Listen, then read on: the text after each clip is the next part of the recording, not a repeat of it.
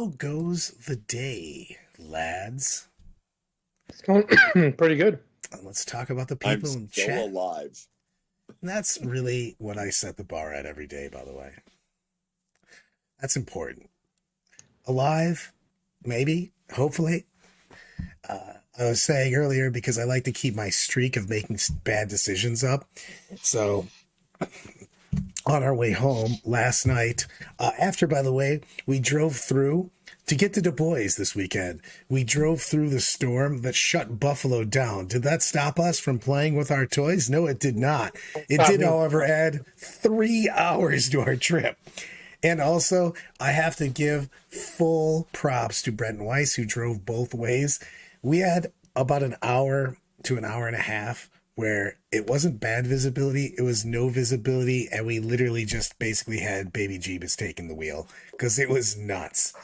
But to continue my bad decisions, even after that, by the way, my mom told me about how an idiot I was for trying to get through that.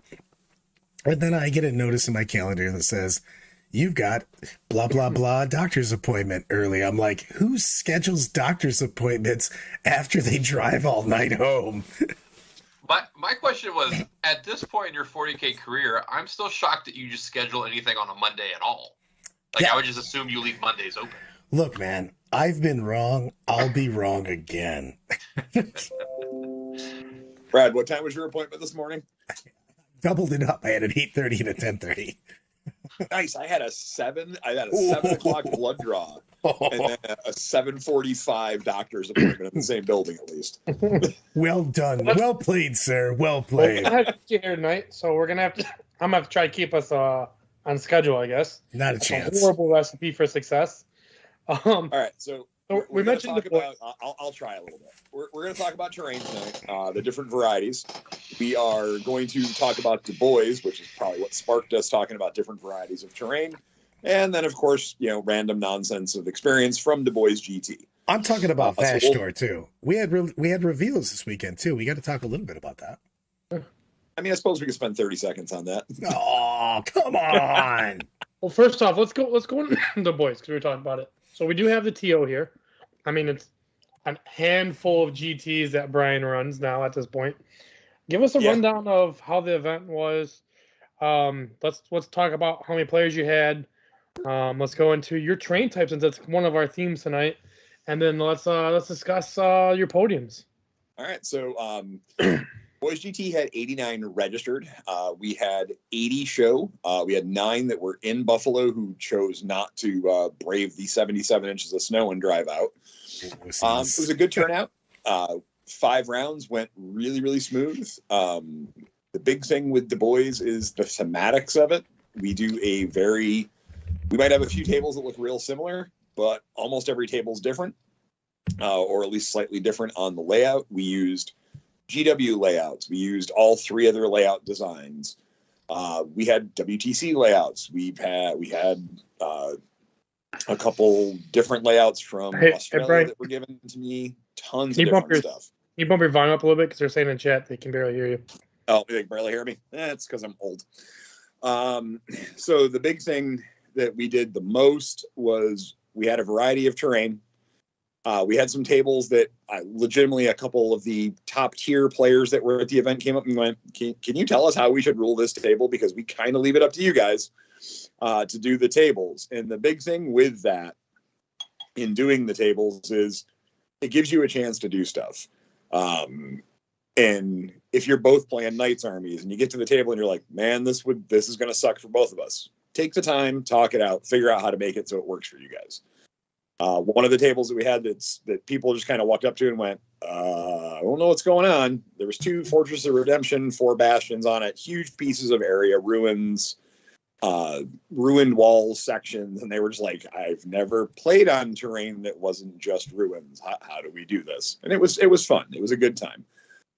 Very little arguments because before the event, I always give a big announcement. Brad always cracks up at this one. And I was like, if you guys have a dispute and you can't come to a decision on what it is, you're probably not going to like when I come up and decide. I'm probably going to walk up and say it's a hill. Needless to say, I don't think anyone other than going, we don't know how to do the whole table. Outside of that, it was fine. So it was really good. It was a great event. Podium winners were a lot of Death or Glory players. Okay. Brenton Weiss took Best General. Brandon White's the best general. Is that Right. yours is a major, right? The boys. Yeah, it was a major. That's his it first was major major. win. Congrats, First major Bretton. winner. Absolutely Congrats, fantastic. Best overall was TJ Lanigan. Absolutely fantastic. Both went 5-0 in the event. Really good. We had some DOG members finish in the top 5 of best appearance.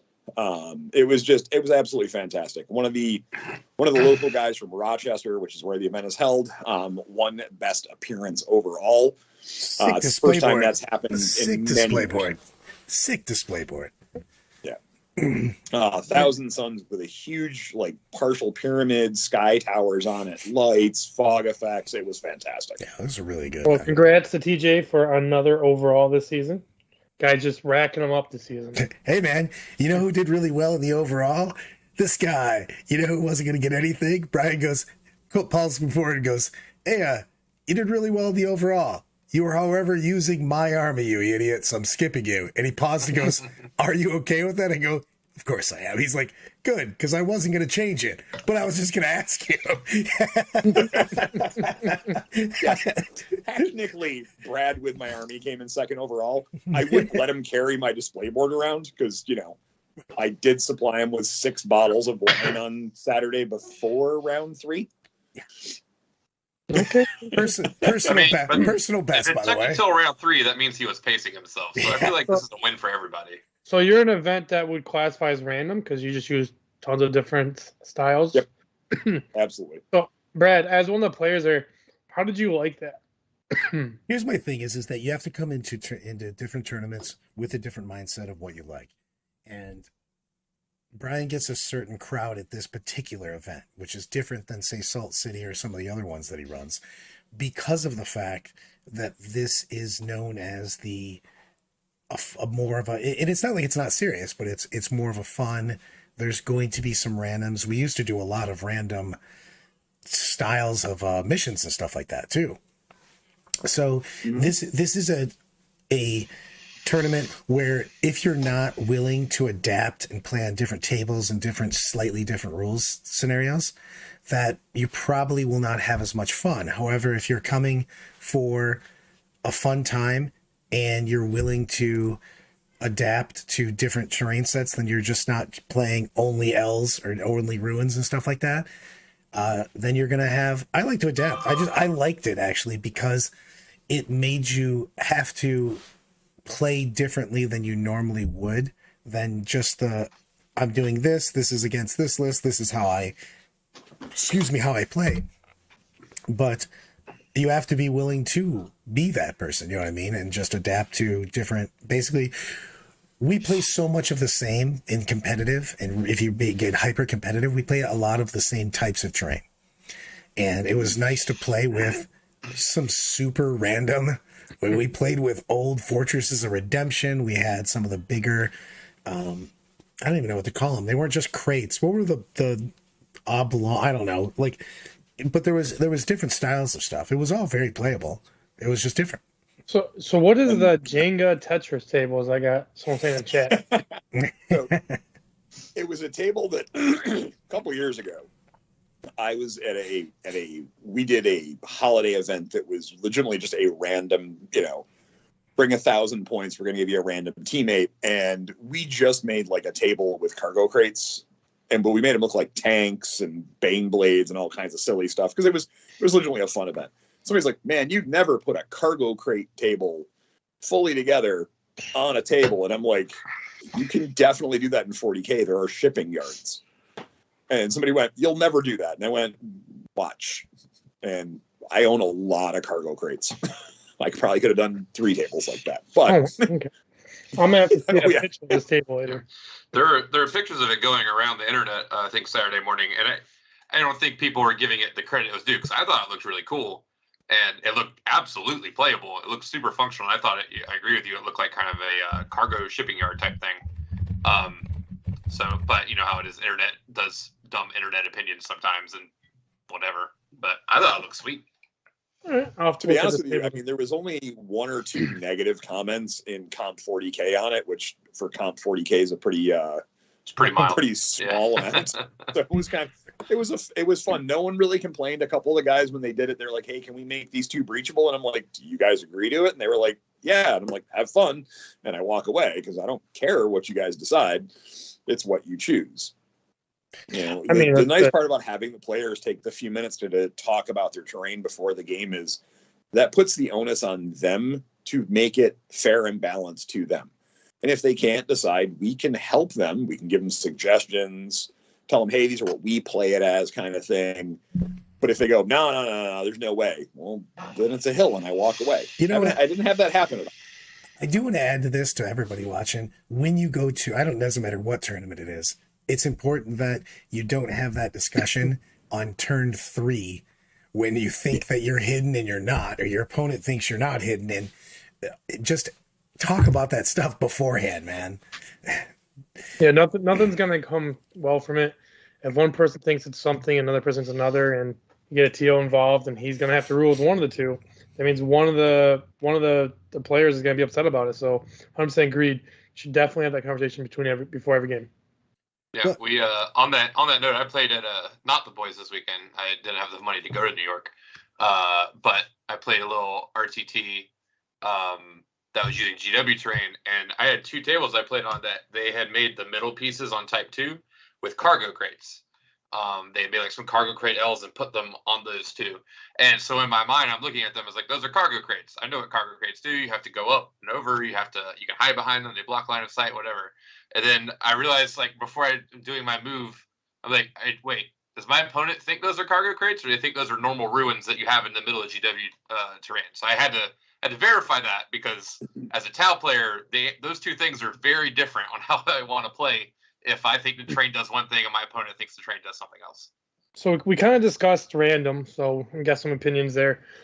I personally am not 100% sold on random tables. I think, and this is just my personal opinion.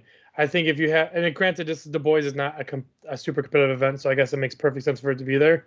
But as a competitive player at heart, some people could get a better table than others, like a drastically different experience. So I like to shy away from type of thing. But once again, not going to take any salt or talk down about the boys. The boys is one of the oldest tournaments in the country still around.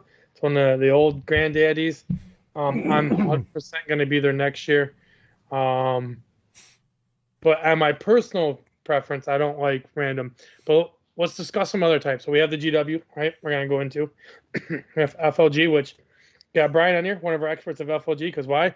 He runs FLG Super Majors. They also just put out they changed the way that they're doing it. FLG just put out the fact that they're going to make all of their floor. They put out different tables, new tables that they have, and they said that they're going to make all first floors blocking. Yeah, that's huge. not 100%.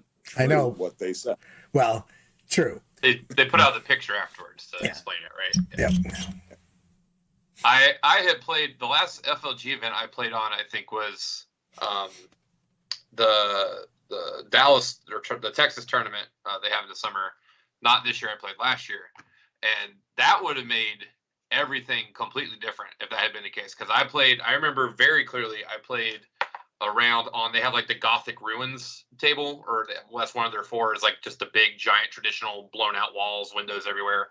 And I was playing like Silvertide Necrons against Armiger Night Spam, and we had to have a conversation. We did what we were supposed to do. We talked beforehand. It's like, what are these? Where do you stand to be seen through the windows? Where is it obscuring? Where do you stand where it's not obscuring anymore? And we basically just realized during that conversation that on that specific set of tables with our matchup, whichever way we played the buildings, it was going to shaft one person. Either the buildings were all basically completely see-through to stand on an objective, and then I got shot off the table, or the buildings were not completely see-through and I could stand on objectives and he couldn't do anything. So it was an unfortunate conversation for us to have as players, because even though it was the correct thing to do and we kind of cleared that air and we knew exactly what was going on when the game started, we kind of had to agree on who was going to be advantaged and who wasn't going to be advantaged. So I definitely like how FLG has moved to making this to where there's no question, there's no discussion. That's just there's a very clear picture of these you can see and these you can't see now. I think that's going to take a lot of that out. You just have to, I love having it be if you want to actually talk, well, let me run through all the types real quick, and we'll talk about why we like or dislike each one. So you've got the UKTC, which is what they play in pretty much all the English events. You've got the WTC, which is what's played a lot in Europe and a lot of Australia. You've got FLG, which is player optimized terrain, player placed terrain. And then you've got the GW sets. And then a lot of people use variations of that. And then, of course, you have actually what my favorite is, my 100% favorite style is set terrain that changes per the mission. So you still have good places to hide, good lines of sight if you want to set things up, but it's faster. It also doesn't give a huge advantage to somebody that's not playing player placed terrain all the time. And we just get more time to play the game. Because, I mean, it doesn't take that long to set up your terrain, but it does. You know what I mean? Plus, especially when you're getting into some of these bigger events, you know what I mean? When we have 300, 400, 500 people up, up to 1,000 or whatever, it just takes some time. You know what I mean? And you have to get to your table. Hopefully your opponent's there in a relevant amount of time.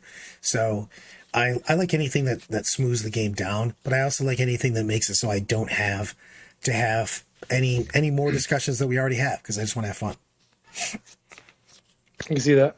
I mean, I probably run more varied events on terrain, because the Salt City GT, I use GW placed terrain. Adepticon, where it's player placed old style terrain. FLG, where it's player placed FLG terrain. I do Du Bois, which is the random terrain. So I kind of see a little bit of everything from all the stuff I do. And I've worked with the WTC rules committee a little bit. So I've seen it all, and I can say that each one of them has their merits and benefits. From a competitive standpoint, when you know what your terrain layouts are going to be, it changes the way you approach the game in your list building. When you don't know what your tables are going to be, you kind of have to be ready for everything. And each one of the formats varies how you approach your list. Yeah. Well, I think this year at MCM, speaking of which, MCM tickets go live the 27th, so a couple days from now. We will be doing a early bird special for those who buy tickets the first week, maybe 2 weeks. We're getting all the details finalized tomorrow on that. So finally, MCM tickets are coming around. I think this year coming up, and I'm gonna go through some logistics on it, but I think we're going to 8 rounds instead of 9, so we're bumped down a round. It gives us more time to do the award ceremony, and people a chance to get out on a decent time to get to the airport or over there driving, wherever. But I think this year we're going to be doing a hybrid GW, kind of what we do now, except I'm going to change the layout per mission. So it's still going to be plexiglass. A lot of our tables you've seen in Brian, they're all similar but different. Some of them all get different angles than others. They're similar though. We like it that way. We like a little bit of a variance, not a lot. But I think we're going to actually pick out the 8 missions we're going to do, and I think everyone will actually have in our player packet for that mission where the piece of terrain go for that round. So and I know that we all shouldn't be surprised that, I don't know if everybody saw it. GW now has 3 layouts for their tables. That's what I was about to point out. Yeah. I was going to ask what you guys thought about that. They displayed that for the first time this weekend at the championship stream. What did you guys think of GW3? I didn't see it, to be honest. I haven't seen GW3, to be perfectly fair. It's the short version is, instead of having 2 ruins on both sides, you have 1 on both sides and 1 top and bottom. So you have 4 ruins going around in a plus sign. So, Brad, that would be the blue table that I had at Du Bois. The one that had all the new GW ruins on it. Yeah. Was the GW championship stream this last weekend? Yeah, the 2 16-man tournaments they streamed. Yeah. Oh. Was that where like the top 4 players played? No, they opened it up to top 8. Top 8 and overall top 8 in general. Generals, top 8 painters, guys, top 8 generals who won stuff. Who won? So I think was it Harpster won by 1 point, Brad? I think so. Okay. Well, I think it's Harpster funny beat because Lennon by 1 point. well, it was also crazy because they did double elimination. So somebody came through the losers bracket, and then both players that were undefeated lost. So they had to play the same person immediately again for the double elimination. So Harpster had to play Lennon in the finals. Lennon won the first one, but he had to win back to back. Harpster won the second one to win the tournament. Ganyo played James Kelling in the best overall, and James Kelling won twice to win the tournament. He beat Ganyo back to back. Okay. So it was they had some stuff. My thing about it, what are you guys' favorites? I mean, what do you like if you go to a tournament and you wanted to, not even just for your personal, like the one I think I'm going to win the most on, but just what is the terrain setup that you like, just enjoy playing on the most? For me, especially this season, I do much better on player placed.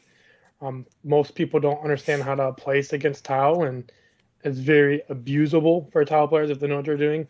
I mean, we looked at ACO, and remember that, Brad? You looked at the terrain in the finals, and you're like, yeah, there's no way Tau's losing, because I was able to make that fire base. And we went over in our Patreon class when we went to the master class and stuff, how you can design a fire base as a mobile shooting platform where with just a 2 or 3 inches movement, you can see everywhere in the board, but they can't see you. So I do better at those events because I just understand, and that's from months and months of playing with you and me and you practice on that. So I built that scope.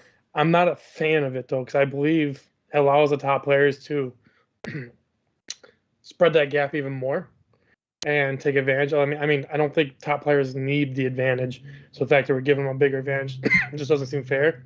My favorite is, I'm a pretty big fan of GW if they have the right terrain pieces, or like you said, changes permission. It's my 2 favorite.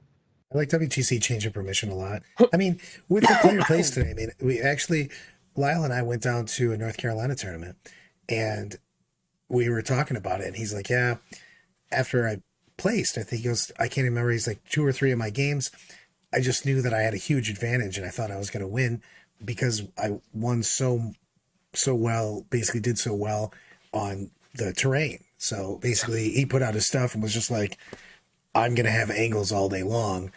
And the thing is that you can have 2 players that are very equal in skill, but one person's a lot more experience with placing their own terrain. And that's just a huge advantage. Yeah. Look at LVO last year when you look at the top table, when you had Richard Siegler versus Matt. And that was player place terrain, experience, and understanding every nuance of it versus only have played so many games on it previously. Just set it up so he just fired that. Yeah, he just set up a death box. I was gonna, Brad kind of referenced the thing I was gonna use as an example, but I agree with Tom that if you know what you're doing on player place terrain, and you're in a tournament where most people don't, like, it just feels automatic in a way. I copied, I think Tom's masterclass on Tau was the week before we went to North Carolina, Brad. Because I think you were going to do your thing with him that week. So I think it must have been the week before. And I set up Tom's little triangle thing. And the 2 games where it was going to be the hardest for me to win, I think it was against Kraken Tyranids and against Demons in the finals. And I just did the little triangle thing, the little 3 ruins that Tom talked about. And as soon as I did that, it felt like the game was over. It didn't feel like my opponent had any play to it. Dude, I really thought this was going somewhere else because you paused there and you were like, Tom's masterclass was, and I thought you were just saying was weak. And we're just saying that's some weak shit. I mean, in my opinion, when it comes to player place, I mean, I'm already known to have my games overdone really quick. Brad always makes jokes about it. I was like, God damn, how are you over already? But when it comes to player placed events, Brad's even more astonished how fast because I make my terrain, I play against somebody who doesn't understand player placed terrain, and I don't even get to turn 2 most. I'm like, yeah, there's no way I'm going to win because I clearly understand terrain and you do. And you made it where you can shoot me every single turn and you can't even be shot back. I'm like, what's my go-to? I'm not as good of a player as you guys, but I've practiced a lot with Tom. I've practiced a lot with Brad, specifically on how to do player plays. And when I go to an event that's doing player plays now, I don't even feel like I need to be on the same level as you guys on 40K. I've picked your guys' brains on how we approach player plays terrain. I got so much out of games I did with Brad on how do you deploy terrain to specifically screw over your opponent on certain missions. Yep. And when I could do that to somebody, and I was like, all right, well, no one can stand on these two, and I'm going to make sure you can't see me when you stand on these two, so I'm just going to win. Like, there's nothing anybody can do anymore because I practice that. And that's the reason I personally despise player plays terrain. I like random because that's what I grew up on. I'm an old guy. I was playing forever. But as we've gotten to some of the standardized tables, I like a lot the GW tables with the building shifts to where you can shift the buildings for the mission. And because when they announced that GW3 layout, it was one that I had already been kind of tinkering similarly with. And we actually made a fourth one out of the GW buildings. And it really is, in these missions, these are the layouts to use.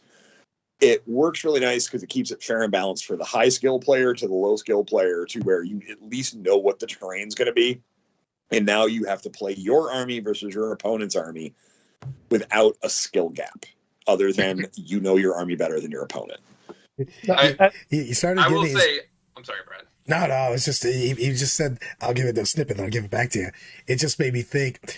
He was talking about the old guys in the room on the old days of random like super random tables. When you got to like your Adepticons and everything else, you were desperately afraid you were going to have to go to certain tables. You're like, please no, don't send me to that row.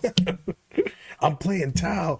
Don't send me to the pyramid table. Oh no. No. ACO 2 years ago. Do you remember when we got there and we were like, yeah, there was cutting the thirds. And we're like, do not put us on the Necron aisle. And I was like, please put me on that aisle. I'm playing Dark Angels, mobile fast shooting Dark Angels, requisite to my title. I'm not going to lie, I'm going to say it every time. When we were setting up the first ACO, which was the first big FLG event after COVID, I get there and Kicker and I are chatting and Reese and I are chatting and we're setting up tables and I'm like, hey guys, I said, we had a pretty long conversation about terrain and this terrain fucking sucks. I said, you might as well let the players put it down. I was like, you might as well just let the players put the terrain down themselves and then they'll at least have, some complaints, but it'll be to themselves about, I fucked up putting it down. And Reese looked at me and went, that's a good idea, Brian. And I was like, oh, shit.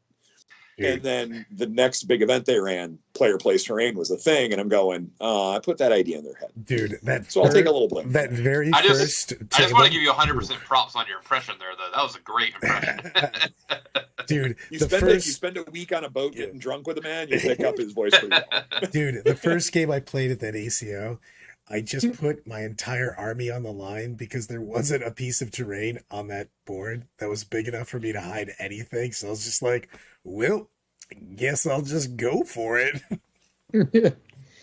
My favorite thing is I was talking to Brad at ACO, and we're drunk day one, obviously, because that's what we are. And Brad looked at me and was like, listen, Tom, I'm going to be honest with you. If we play in this third section, I'm probably going to win the game. If we play in this middle section, and go either way. If it plays in his back third back here, we're just going to go drink. We're not even going to try to play. I'm just not even bothering. You owe me drinks for the night since you just tabled me turn one. I'm like, I can do this. Typically, I don't like to set up on a table where I just go, hey! Hey, you guys! Is it time to talk about Vashtor yet? Is that time yet? And it's like I want to answer some in the chat. So, Monster tells us he's unsure if he agrees. Some tables can be favorable, but no more than a GW train with 2 ruins in the middle. Tables 1 through 4 but tables 5 through 8 have some pretty big firing lanes. I do agree with you, Monster, that some of them can have pretty big firing lanes.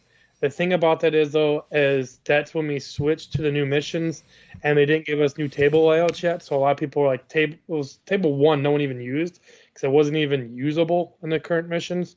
Table layout 2 was pretty good for like majority of them. There was a couple bad ones. You start seeing tournaments like ours starting to adjust the setup for that one. But now that they have 3 layouts, it's much better. But I can honestly tell you, from an army that I play that is known for its shooting capacity and its output, GW train gives me the most trouble. That's the term that I actually have, and it's one of the reasons it was my favorite. I actually have to think for my games and set up movement. So I'm pretty excited to see this layout 3. I mean, most people who know me knows I'm a DM for T-Mobile, so it's Black Friday week this week, and last week was the Magenta week. So this time of year, like, my hobby time is none. I have to stretch just to get on the show once a week, basically. But I'm excited to see this layout 3, see the new layout 1, see if it's improved. But, oh, you're talking about WT terrain? Yeah, I can see that. So he's talking about WT, so tables 1 through 4, 5 through. Yeah, that's a good point. Some of the WTC boards, that's the thing is they make them like that, though. They want to have some of the tables very, very open because it's made for teams. Yep. But going from there, so we're done with the terrain piece because Brad is ready to move on. And he wants to discuss. Take it away, brother. I can come back to this. We know that I don't have to go anywhere linear. I just wander aimlessly around life. Yeah. In a semi-drunken hue. It doesn't need to be. It's just how I do it. I mean, a lot of my behaviors, I'd like to say I'm drunk, and you're like, no, he just acts like that when he's sober. So, Vashtor, if you haven't watched his little clip movie thing, whatever it is, oh, that was badass. He is the demigod, the lord of basically war. He sells all kinds of biomechanical weapons, basically, or warp weapons, to all of the chaos gods. And he is a demigod. He was basically forged from the warp, not made by anyone. He's not like an elevated prince or anything like that. And when he comes into the mortal realm, they said he's made by machinery, metal, and basically sacrificial flesh. It was sweet. So the fact that we're going to get Dark Mechanicus, so we've got our squats back, right? We needed Dark Mechanicus and we need Traitor Guard. And then is there a faction we're really missing at that point if we get them all? I think that's Zotes. We need the Zote army. Zotes. I don't know if you're going to get a whole Zote army, but I would love to see the Zote come back. Look, James Workshop promised that we'd have Zotes with an army-wide 2-up invulnerable, and I'm waiting for that to happen. What about enslavers? What about the primitive Eldar? Exodites. We need Exodites so much. Eldar riding dinosaurs and freaking flying through the sky on dinosaurs with a it's not the same thing as a whole army, but there's like at least a dozen different specifically referenced Tau auxiliary planets that I'd love to see in the game that aren't there yet. And I want to see the company of Space Marines that are joined them. Be nice to be able to take some Space Marines with my Tau. I want my Guavesa army. That's what I want. I would like to see for the big army. I think we're getting to the point where it's like we're getting all that stuff that is someone who's been around the game for a long, long time. It's nice to see them come in. And although, calling them Leagues of O10 and not squats, we all understand the reasonings behind that. Remember the first box of them, though? They were just called Space Dwarves. They were. And so to watch it all come back and to get Dark Mechanicus, it's like, I want to get, the 5th Chaos God. I want Malal. But, that's okay. Old hold on, though. Rogue Trader. Because you opened up a door for me, and I have to take it now. Did you guys know, because I know Brad's a lore junkie. Like, I know for real he loves all the lore stuff. Did you guys know that there is a Tau Chaos God? Yes. Confirmed in lore, there is a Tau Chaos God. No, I only just discovered this a few weeks ago. It does exist, and the Tau are aware of it, and they hate it. The Tau are mad at it because it's not their fault. It is the Guavesa humans' fault that it exists, and it's not the Tau's fault. And they hate the fact that the humans created it. So it's what we do. We break things. More importantly, what they need to release next is another fucking Loyalist Primarch. What the hell? It's silly that we got, what is it, 3 now? 3 Chaos or 4? 4? 4, right? No. Engram. Those 3, because Abaddon doesn't count. Abaddon is kind. It's Magnus. Abaddon definitely counts. He does not. He is not a Primarch. He's pretty much a clone of Horus. He is not a clone of Horus. Whatever. He counts. He's strong. He's better than all of them. He killed the clone of Horus, as a matter of fact. Yeah, he absorbed him. He absorbed him. He was like, "Oh yeah, let's We do need the this." lion. We need the lion. Whatever. Fine. Here's my honest question. And the point of the game state, he definitely is as strong as one, and he counts as one in my argument. Yeah. Care what you say, Brad. Man. We need another Gilliman. Honest question. First, Do we need think Gilliman. there's any chance that this new story arc that we all assume, I think most people assume is leading to the next edition, is there any chance that it culminates maybe with the Lion coming back to set up this conflict story between him and Guilliman for the next edition? Do we think there's any chance we get a new guy in this arc? Better story arc is Lehman Russ drunkenly wandering out of the Eye of Terror. Because we find out he's just been hitchhiking on Vashtor's ship the entire time. he doesn't even realize he's Chaos. He's been drinking with him the whole time. He's like, I've been searching for Chaos. I just can't find him. He's like, that's too bad, man. Hope you figure it out. If we got Sanguinus Hellfire, or Max, I'm sorry, you watch how fast I'll be on Blood Angels, because is anyone here honestly going to tell me that Sanguinus is not the best Primarch out of Chaos and Loyalist? He's a rock Sanguinius, first of all, I'm a Blood Angels main, so obviously you know that's going to be my answer. But second of all, the lore specifically says that all the other Primarchs thought Sanguinius was the best also. So if they think he's the best, there's no reason to argue. Yeah. The dude's fighting Titan solo. He's like, you know what? Hold on here, guys. I'll show you what I mean. Goes over and fights like a Warhound and 2 other smaller ones. He's like, I got this. It's no big deal. Terra, was it Cabanda who he broke the back as a pep rally? Yes, he broke his back and threw him into warp just to hype up his boys. He literally flew up outside the walls of Terra and snapped his back over his knee to psych everybody up. Yeah.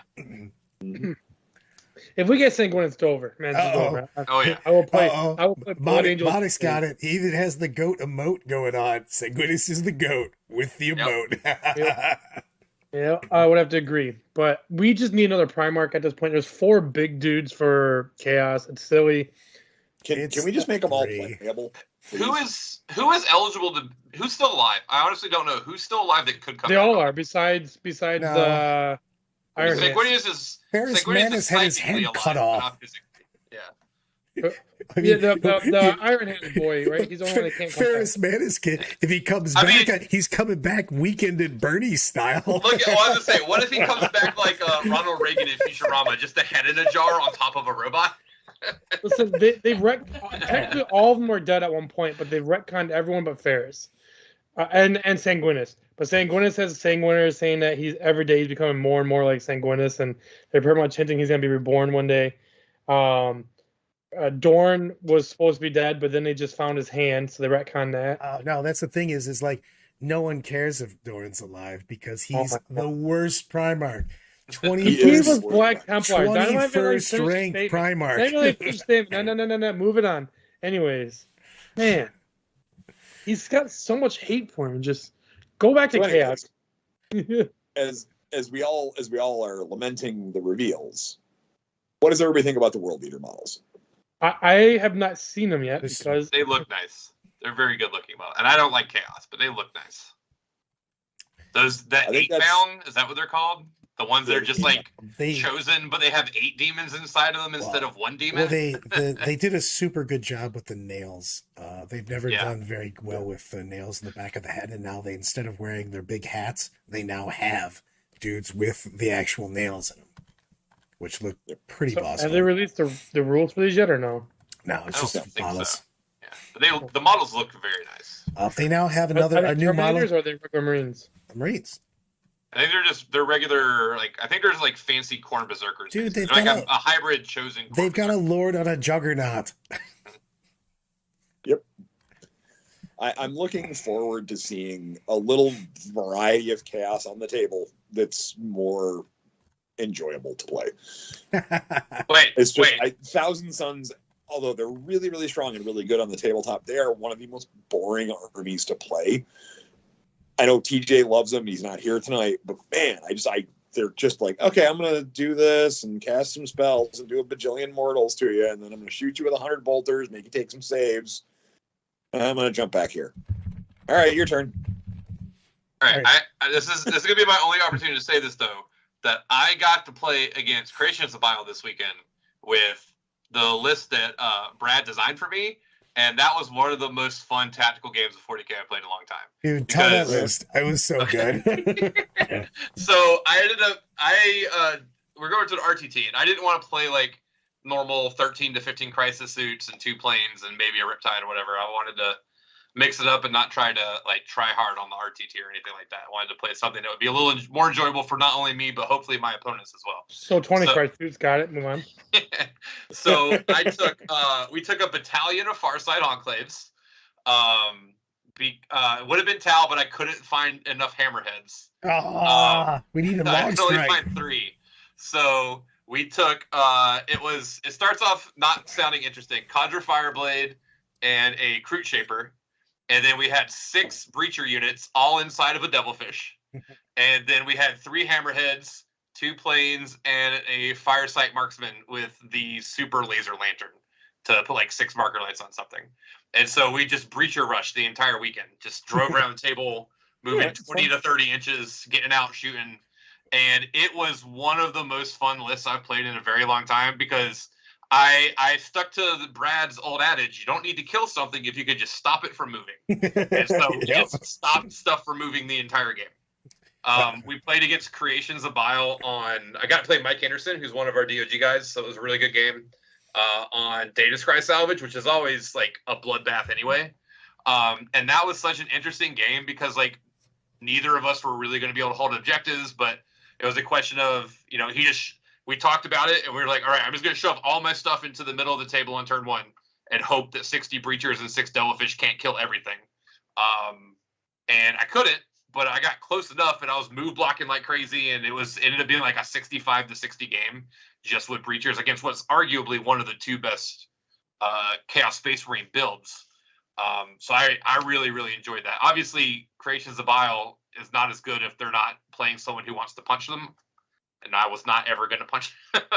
So that part was mitigated a bit, but it was super fun because it was very, as opposed to the list that I like to play that or Tom or Brent or any of us, where it's a lot of just math of like, all right, I have this many dice and this many things will automatically die and I'm just going to math you to death. This was all like math on the table of, I don't care if I kill you. I'm going to make sure that you can't move and I score 100 points.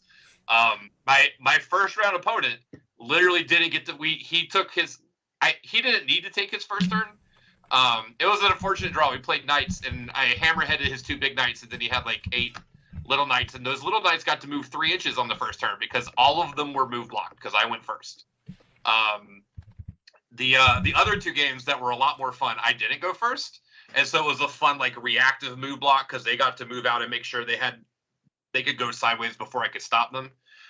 But that was a lot of fun playing that list, Brad. I really think that list has maybe not S tier legs, but it can be competitive for sure. That list could go 4-1 in a real tournament because that was a lot of fun. And they slap in shooting a lot more than I realized. Did you know they have a 1 CP strat for Breachers to reroll all wounds and strip cover at the same time? Yes. I did not know that. That's why Breacher Rush is scary sometimes. You're like, oh God. So Brad, as we're talking about lists and playing something, how'd the Toxicrant do, my friend? Well, day 1, he was tired. He did 1 wound. However, day 2, I played a bunch of other things that were trying to punch me. Oh, day 2, he strapped on his Boots of Mighty Ass Kicking. I played an all monster Tyranid list in my 4th game, and that dude wounding on 2s was boss mode. If he wasn't the dumbest model in the universe, he would be awesome. But he wanted to reach out and give everyone a hug. I had to make I had an actual, I played, Matt remembers this. I played Matt in the last round, and I had basically a 3-inch charge that I had to make, but it actually ended up being about an 8-inch charge after I had to weave him around and make space for anyone else that wanted to charge because he has his arms sticking straight out to either side. Oh God, who designed that? All right, so real quick, I think we got way off tangent by the way. Did we talk about all the types of What? terrain? What? We did. Yeah, we went into We it. got Look, way off track. I've got the Type 3 right behind me so everyone can see what it looks like. Except Brad's got you zoomed in so no one can really see it. Oh. He's not zoomed in. He's just there. You go. He's fit inside the box. Damn it! What's in the box? What's in the box? What's in the box? Alrighty. He so, definitely needs a sign for free hugs. Brad, so let me ask you a question then. So let's take it to a different thing that we didn't really have scheduled. It's not Tatuma. What is on your docket between now and LVO for tournaments? For tournaments, I am going to go to something 2 weeks from now, either Cleveland or just randomly get inside Brenton's suitcase and just go to Warzone Atlanta. So what's in Be back Cleveland? in just a second, guys. Cleveland Okay. is the Atlantic Death Machine Cleveland Ninja Warrior Open. It's the Cleveland Chainsword Championship. It's Gil's tournament. Yeah, I mean, it could be that. I mean, I like my name a little bit better. How many people go to that tournament? I think there's like 30 or 40 already signed up. And then I we've think it's got, historically been around 50. and then we've got Glass City. It'll be the last event before LVO. I'm definitely. Brad's going to go to that just because there will be free food or almost free food. I mean, Gina does crush it. And it's my hometown tournament. Glass City Open. I'm there every year. So Glass City, I think, was actually it was my second GT ever. My first one was the first year at Michigan GT. rocking it. My first doing the major in Boston. That's a little far for the Brad. I did drive to Boston a couple of years ago because apparently I don't own a map, and I didn't realize that it was going to be forever. So, So wait, this wasn't like a West Virginia situation where you ended up there on accident. oh my God, did we already talk about this? Have we talked about this online yet? Yeah, We yeah. talked about this Okay, last week. okay. It still hurts. Please don't make me live this shame again, all right? I said it in chat. I wasn't here to say it in person. I want to defend you, Tom, because I think there's a chance that something around Pittsburgh or Pennsylvania in general just destroys your GPS. Because we had that thing happen when we went to Pittsburgh the first time, where the GPS just decided to take us somewhere completely different. So I think there might be a chance this was not your fault. Yeah. Scott, I don't know if you heard last week. Long story short, Country Road, yeah, take me home. We were actually singing that song as a joke when we were leaving Pittsburgh, and me and Brad was driving home. Spoiler: Pittsburgh to Toledo is like 3.5 hours. 2 hours into the drive, I'm joking with Brad. I'm like, "Hey man, totally took us the wrong way." And But Brad's you like, have to context it. I am so miserable. I'm in the middle of 72-hour straight migraine. I literally tell Tom, I'm gonna be the worst co-pilot, buddy. I am just so messed up. I gotta put my head down. I'm gonna put some music or something. I gotta just nothing. And Tom, of course, being Tom, is like, I'm the king of the trolls. Hey man, we're going the wrong way just to mess with me. And then he gets this panicky look on his face and goes, wait a minute, we are going the wrong way. No, Brad doesn't tell her. We're driving the wrong way. I'm like, Brad, we're totally going the wrong way. And Brad's like, man, please tell me your kid's like, nah, I'm just kidding, man. We're not going the wrong way. As I'm telling him this, I see a sign we're passing by that says, welcome to West Virginia. And I'm like, Quote Tom. we are going the wrong way. Tom Brad's goes, like, what do you mean? Tom pauses. I'm He goes, I'm not an expert, but I don't think West Virginia is on the way home. From No, Pittsburgh to I said- Toledo. I was like, no, I think we're going the wrong way. Brad's like, what do you mean? Why do you say that now? I was like, I'm not an expert on this matter, but I'm pretty confident West Virginia is not between Pittsburgh and Toledo. It was definitely not. I was like, well, we just passed a sign back there. I said, welcome to West Virginia. Oh, by the way, Tom's trying to make it so it's not so bad. He's like, oh, dude, it's no big deal. we have to go backtrack a little bit, but we're gonna diagonal the whole way. We are literally turning around straight as an arrow, just going back north. And he's like, no, no, no, no. It's taking us diagonally. I'm like, Tom, I'm looking at the road we drove on. We're going directly back. We're gaining no time. 2 hours later, Brad's like, he's sleeping in the pastor's hide. And I'm thinking, so please don't open your eyes, please. Because every once in a while he wakes up and talks to me. I'm thinking, please don't open your eyes, please open your eyes. Because if he'd open his eyes, he'd say, welcome to Pittsburgh. So I know we're driving back. We're literally back where we started 4 hours before that. We put a little time on. Yeah. God. Hey, you know what? You know what, Tom? It could have been worse. Brad could have thrown up on you.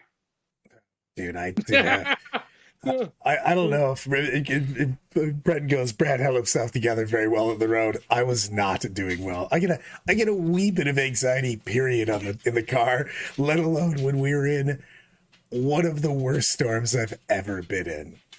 It made me question my life decisions. Brad, when you showed up the other night for the boys, and you walked into the room, and I go, how you doing? You were like, wine. Not even not hi Brian, how's it going? Wine. I was and I put an open bottle in your I put an open bottle in your hand, and I'm like, do you have a corkscrew with you? Because the rest have corks in them. You were like, we'll figure that out in a minute. Yeah, I was like, something has to happen here. What tournament was that you threw up on me? Oh, that was Birdsong's tournament. So we're going to the Let Freedom Bring Birdsong Anti-Nova tournament, right? And we're going through Pittsburgh, actually. Yeah, Pittsburgh's cursed. That's what we've learned. Pittsburgh's cursed. We're going through somewhere in Pittsburgh, and Brad, you talking about all the hills and the wines and stuff. And like it's late as night. It's like 10 o'clock at night, pitch black, dark. Can't see more than 10 feet ahead of you because there's no lights out there. And Lyle goes, man, I think I'm gonna be sick. I'm like, I looked on. I'm driving on an express. We're going like 70 miles an hour. I'm like, you sure, buddy? He goes, yeah, I'm about to be sick. I'm gonna throw up. Please pull over when you can. I was like, all right, give me a few moments because we're on this curve and it's raining. Let me get past because on this mountain before we have an extra place to pull over. He goes, okay. And then he goes, he's okay. And looks, and then he just starts throwing up. And I just feel his throat hit me in the face. I'm like, yep, pull over right now. To be fair, I at least had a cup and I started throwing up in the cup, but it splashed out. But it wasn't like I'm just throwing up all over the truck. I was trying to be as respectful as I could. Yeah, well, little does Lyle tell you that the cup was actually a shot glass. That's all he has. Yeah, it was bad when it hit me in the face because I was like, there's nowhere to pull over. And we're in the middle of this hard turn, so we can be hit just to be pulled over. I was like, I don't care. We're pulling the fuck over right now. Pull over, get out there and throw up. Do your throw up, baby boy. And then some random weirdo. The booty guys. Yeah, the booty guys. They parked their truck in the woods like 10 feet to our right. I'm like, what the fuck? And they're just staring at us. Yeah. They're just staring at us loud. I was like, wow, if one of us is squealing like a pig, then it's going to be you, bud. I'm just giving you a heads up while you're out there. I realized afterwards that they were very prepared just to hit the gas and leave me behind while I was throwing up on the side of the road. Well, long story short, I carry. And I was like, well, I'm going to unlock my center console right here in case I got to pull my gun out. But, no. But anyways. On that note, I think we talked about everything we need to talk about tonight. So a couple things I want to hit. First off, we've had some people show up to our Patreon lately, do a lot of classes. We have a monthly free class of master class that the patrons get to pick the army we do it for. Got 4 really good coaches that understand most, if not all of the armies. Actually, we have everyone for every army. I don't know why I just said that. But and then we have our other classes, which are not the master classes that we available. Complete 24/7 access to the coaches, basically. Got a lot of great feedback. So if you guys are interested, check us out on our Discord. And once again, Motor City Mayhem, our flagship event. Tickets go live on the 27th. We will be doing a early bird special. 15% off tickets for the first week, maybe 2. We haven't decided yet. Gonna have all that iron out tomorrow. Me and Pete. And a lot of big changes coming for MCM this year. For one, we heard you guys. We wanted a bigger venue, so we got a venue. It cost 4 times the amount, and we already paid quite a bit for the one that we went to. So we got a massive, great venue at Suburban Showcase. It's where the Big 3 does their show, so it's a fantastic venue. Increasing the tables, Prize support is getting increased, all this stuff. A lot of good changes. We're making changes to how the trains laid out because we listened to our community, got what they want, and yeah, a lot of good changes. You'll see more coming out soon, but check it out. Take us go live 27th. And on that note, does anyone have anything else they want to say? I have Boom. one thing I definitely want to say. I, What's that? as someone who runs events, growing events is awesome, Tom. You guys are going to do a great job, and I know I'm going to help judge and do all that stuff. I got to give a shout out to my team from Du Bois, who, because on Sunday I was, as many people who know me well know, was having some issues, couldn't quite motor at full speed. They tore down that venue, packed it up, and had it loaded probably 3/4 of the way through. Holy the crap, awards ceremony. dude. They were crushing it. My guys, Steve Zuber, Jeff Hansen, and the rest of the crew, Chris Werner, and then other guys who just volunteered and helped in and jumped on, were so awesome. And Jason Hager, who drives our terrain around, it was just fantastic. I give them a moniker of credit that I cannot put out there enough into the universe. Fantastic job to them. Just like Brian did say, though, we do have Brian as a judge next year. He's not a player. He's going to be judging with us. So glad to have another large event to add to Brian's repertoire events of helping us host. We are expanding the event, so we actually increasing the player base for championships, I think, to 350. Don't quote me on it yet. I have to look at that. Last year, we basically sold out. We had a few people to show up, but we sold out, I think, at 280. And then increasing the judges. We have a fantastic group of judges. John DeFrank is our head judge. Brian will back him up this year. We have included a slew of games that Pete's been working on. So I've pretty much taken over all of the existing events while Pete's just growing all the events. So I believe they have Star Wars, Bolt Action is now a qualifier. Legion. Oh, MCM is a qualifier for LVO now. Tons of things. You'll be seeing it come out next couple of days. Some great changes to the event. Brad is known to have gotten drunk one year and rip our stream equipment off the thing and stripper pole dance and scream at Twitch and tell them, fuck you, I'll murder all of you and rape you, or a whole bunch of random stuff. So, I don't know what you're talking about. I refute this evidence. And Lyle lost all the recordings, so he can't. No, I have them all. Damn it! I thought he lost I have them. them all downloaded. But we give a lot of prizes away. I think, I'm not trying to. I think we give the most prize support I've ever seen. I think last year we were at $17,000 worth of prize support we gave out, not including the budget my partner gives me to give away free stuff when I'm drunk, because I don't get to play. I just walk around drunk and give free stuff away. So it's not including that. Not including the get off my table minigame we play at the award ceremony where we gave another $3 or $4 away. So we go crazy at prize support. We go crazy with our terrain. We go crazy in everything. It's our flagship. We try to bring in the best people. That's why we got Brian with us now, because Brian's helping us grow. And Brian is actually going to partner with us. We're going to run an event in Pittsburgh next year. So quick spoiler there. More details coming on that, but adding another super major to our repertoire, and Brian will be the one headlong in that event with us. So it'll be kind of cool to see and get it from there. Lyle, you got anything for us, brother? No, I had a question for you guys, because I know at this point the thing my energy is probably shifting to, as far as my next super thing I care about, is Adepticon. Have you guys thought about your themes yet? Yep. I think we're gonna do. We're doing some guard stuff. We're gonna do some guard stuff. Some an interesting take on guard. I don't know what you guys have got brewing. I don't really All do I know is it better see the teams event that DOG steps it up. I want to see them give those kamikazes a run for their money. I think a lot of us had it was the first link time the last year Patreon at in chat, Adepticon, please. so. I just did. I typed a little bit ago. Patreon.com/Death of Glory. I posted it in there. Want me to do it again? I see nothing whatsoever. All right, guys. Well, I got to hop off. Everyone, Unfortunately, have a wonderful night. Have a good one. deuces, everyone.